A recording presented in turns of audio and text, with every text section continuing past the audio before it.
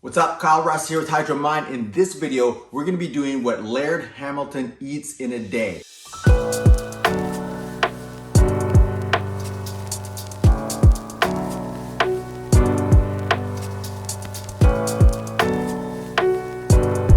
Article where he did an interview breaking down what he eats in a full day: breakfast, lunch, dinner, hydration, and snacks. So we're gonna do all of that today, see how we feel. Laird Hamilton, man, this guy is an absolute athletic freak. But besides his genetics, he has put so much time, thought, and effort into his routines, his exercise, what's he put into his body. And that's the real reason he's had longevity and all the performance that he has had. So if we can take an even small piece of that and make it our own, it'll be massively beneficial to us mere mortals. So this is it right here. So breakfast, 4 shots of espresso, 1 scoop of creamer, turmeric, ghee, raw butter, palm oil, raw coconut, mushroom blend of shiitake, lion's mane, and cordyceps. And then he emulsifies it or blends it. I got most of that stuff, but not all of it, so we'll try that. For lunch, sustainable local fish or chicken. I'll eat it on a bed of lettuce or cabbage or kale with avocado, macadamia, and olive oil and vinegar. We can do that. For dinner we have smoked or roasted meat like lamb and a lot of veggies. Lamb might be tough,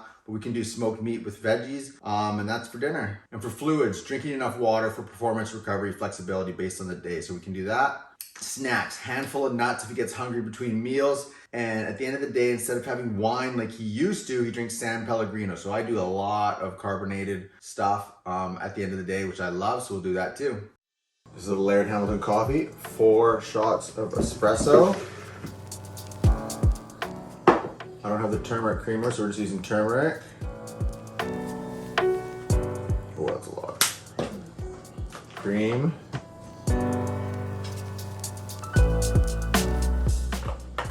I'm gonna sweeten with stevia. I don't have Laird Hamilton's creamers, but I've tried them and they're really good. And then he puts ghee, which we have. Put clarified butter.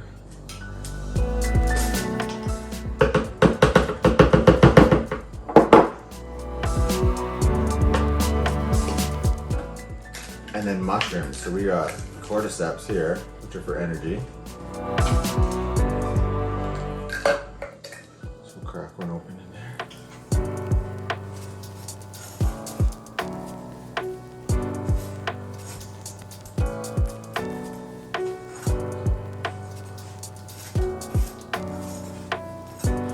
And then we'll do a little packets of lion's mane.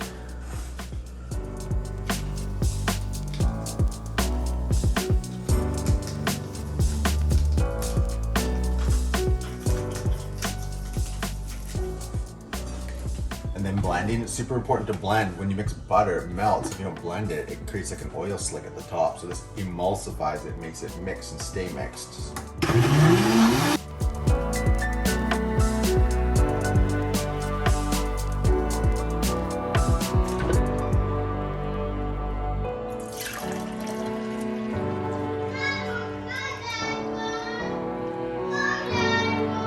All right, so I'm gonna drink the coffee on a morning walk here. Little backstory, I used to drink these butter coffees all the time. I first heard about Joe Rogan doing it, so I figured I'd try it, and they're delicious. So me for coffee, I didn't start drinking coffee until I was about 30. I find it gave me like anxiety a bit. I didn't like the feeling it gave me. So 30 years old, I started drinking coffee because me and my wife were in Costa Rica and we were getting up super early every day, going on these long adventures, and coffee's like part of their culture. It was everywhere. So I started having little bits of it, and at little bits, I started feeling great. So when I got back to Canada, I started drinking it more regularly. And I found that when you mix the fat and the caffeine and you blend it, they become combined. So it's more of a slow releasing because you got to digest the fat to release the caffeine. So it's slow burning. So it doesn't give you those spikes of speediness like regular coffee would do. So I drank these a lot, but then I started having a little bit of problems with dairy. So I don't like to do it too much, but it's kind of nice to have it again because it's very familiar, tastes incredible. The only things I didn't do were the turmeric and the mushrooms. I had the mushrooms with me because I take them anyways, but just not mixing them in the coffee, which is a brilliant idea. So it tastes good. And one thing, and he says this is all he has until lunch, which from past experience would be easy because they're very filling and they are the slow release energy. It really, really lasts. So I'm really stoked to be doing this again.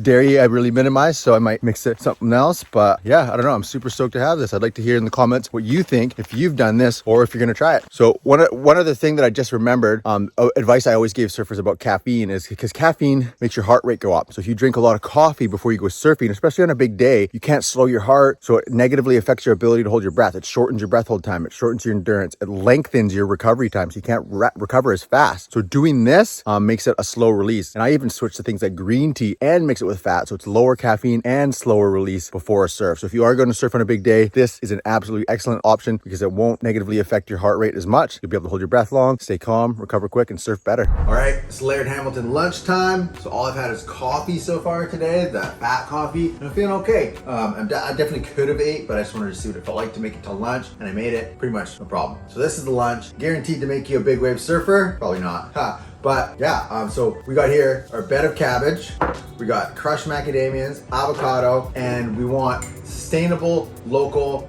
fish or chicken. This is sockeye salmon caught by my dad, literally 2 minutes to the ocean right here where he caught it. He smoked it in his backyard in his smokehouse, and my mom canned it. Doesn't get any more local, sustainable than that. And I've been fishing here with my family. We're on an island for years, so I'm super excited to put this on here. And then we got the oil and vinegar. So let's put it together.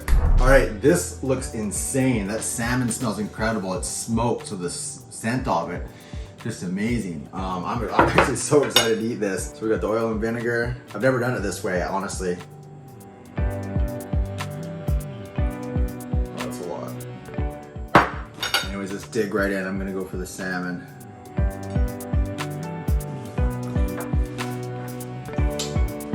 Oh my God, that is so good. 10 out of 10 would recommend eating local, sustainable.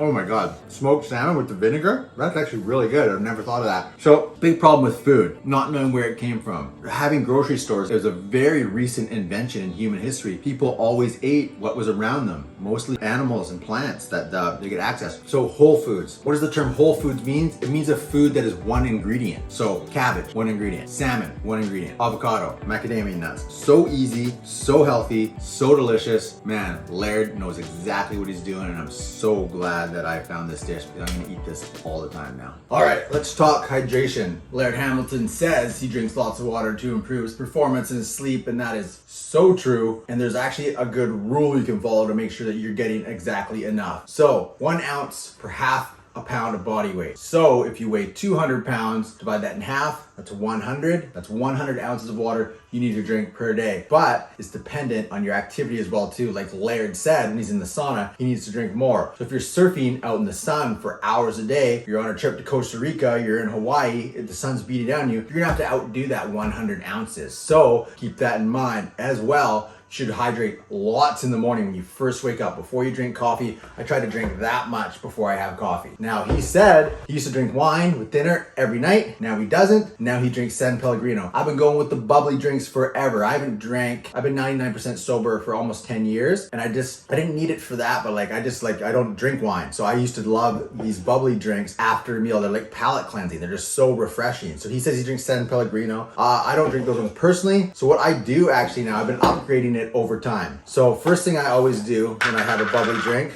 so half a lemon, squeeze directly into the bottom. And when you do it proper, you don't have to stir any of this. So lemon first, and then I do a tiny shot of kombucha. This one's almost empty, so we'll just do that.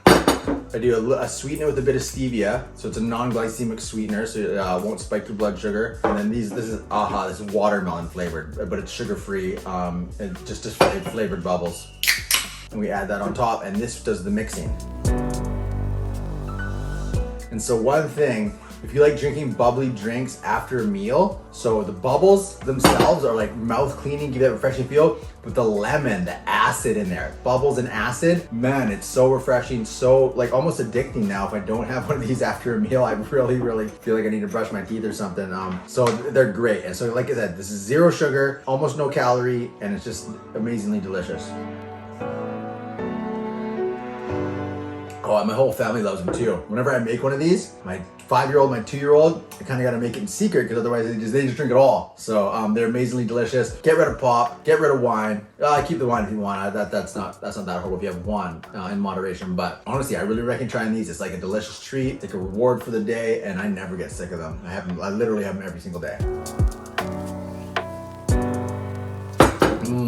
Okay, for dinner, Laird Hamilton smokes or roasts meat. So we happen to have a smoker and we love it. A tip for you, if you want to buy a smoker, the Traeger, the equivalent model is like $2,000, kind of a big barrier to entry. This one is the Pit Boss Navigator 850, costs around 800 bucks. So it's less than half the price of a Traeger. Does all the exact same things. It's a beauty. So we smoke all the time. Today we got bone-in ribeyes. Can't go wrong seasoning these with just salt and pepper. So we're gonna place them on the grill here. And I'll give you my grilling secrets too. Oops. So we put them each on the edge. So what I'm gonna do, I'm gonna grill them until they get an internal temperature of 100, and then I'm gonna sear them. And once you sear them, the temperature will start to rise to about 135-ish to 140, and that's perfect, and then we eat them.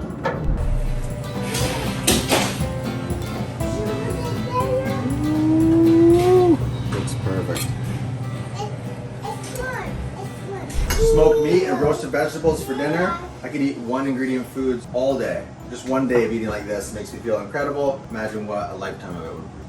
I heard someone say, your situation today is based on what you did for your last 1,000 days. So if you really want to have great fitness, great health, great surfing, eating proper one ingredient foods is a major part of that.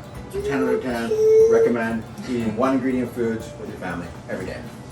All right, here's my conclusion for that video, Laird Hamilton's diet. I think that's one of the most important videos I've ever made. It was fun to do. Laird Hamilton has it absolutely dialed. There's a guy who spent an entire lifetime really honing and crafting what works for him. What I really enjoyed about that is I'm kind of already doing everything that he does. I had all the ingredients that he was asking for pretty much. And the one ingredient principle, that's the most important one. Eating locally, the foods that are around you, whole foods, nothing comes from a box or a bag.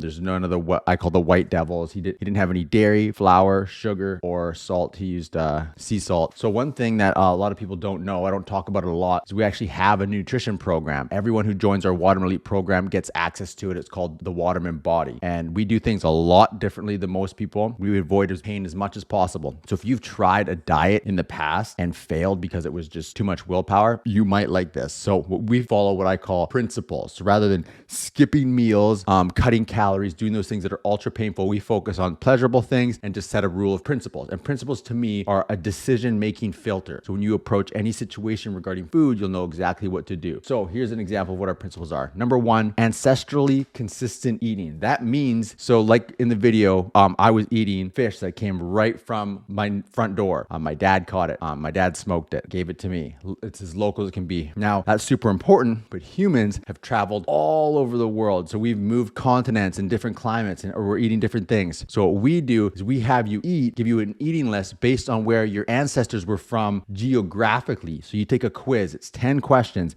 And then at the end of that quiz, you'll get an eating list, foods to have and foods to avoid based on where you were from, your ancestors on the world. So this will go naturally with your body because there's like multiple different shapes of stomachs, different enzymes that digest food. Having the right kind of food for you is critical. And so just understanding that, having a not to eat list and a do eat list makes it so easy. No cutting calories. You just fill yourself with those whole foods every single day and you'll feel incredible. The second one, no food after 7 p.m. It could be 6, but 7's even easier and it still gets the job done. So what that means is your food's already digested by the time you get into bed, because while you're sleeping, digestion, if you're full, takes energy, but you need that energy to rebuild muscles, to burn fat. So if you go to a bed without food in your stomach, it's already digested, it's gone. Your body uses this energy to burn the fat, to build the muscle, to heal your wounds, to heal your injuries, all that stuff that you want. So when you wake up, you feel so much lighter, you feel much better. So if you go to bed full, none of that stuff happens because it's using all the energy to process the food. So that's an important one. And this principle, hydration. So I talked about it earlier in this video. Half your body weight in ounce of water per day. If you weigh 200 pounds, you drink 100 ounces per day. Now, in our program, I teach you about water quality, which matters so much. There's so much bad water out there that doesn't hydrate you properly. So I show you how to test it. And then if it's low quality, how to bring the quality of it up. So that's very very, very important stuff. Also not mentioned here are what I call success insurance. So it's things that can guarantee success, because starting a new diet, it takes thought, it takes effort, it takes energy. And there's the thing about food is it's everywhere, the unhealthy stuff, and you have to eat it